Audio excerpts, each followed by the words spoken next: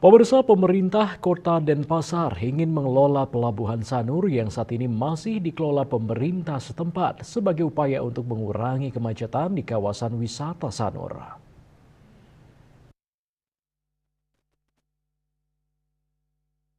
Wali Kota Denpasar, Bali, Gusti Ngurah Jayanegara mengatakan kalau Pelabuhan Sanur sudah diserahkan kepada Pemkot Denpasar, rencananya pelayanan Pelabuhan Sanur dikembangkan menjadi dua tempat, yakni satu di Mertasari dan Matahari Terbit. Demikian seperti dikutip dari kantor berita Antara.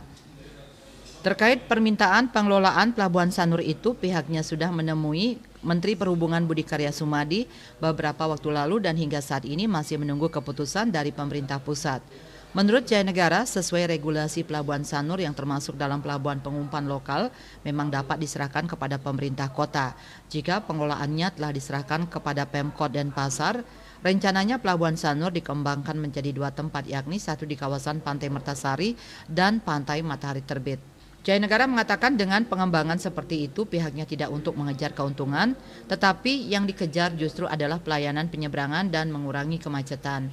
Pemerintah Kota Denpasar dalam kesempatan bertemu dengan Menhub menyatakan siap untuk mengelola Pelabuhan Sanur. Sebelumnya, Kepala Dinas Perhubungan Kota Denpasar Iketut Sriawan mengatakan audiensi dengan Menteri Perhubungan dilaksanakan untuk memohon arahan proses persiapan pengalihan personel, peralatan, pembiayaan, dan dokumen P3D Pelabuhan Sanur ke pemerintah Kota Denpasar.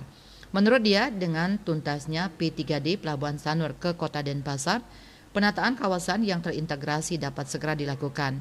Hal ini termasuk mengurangi kemacetan lalu lintas dan meningkatkan kenyamanan wisata di wilayah Sanur serta bersama mewujudkan keselamatan pelayaran di Pelabuhan Sanur. Bali Pos melaporkan.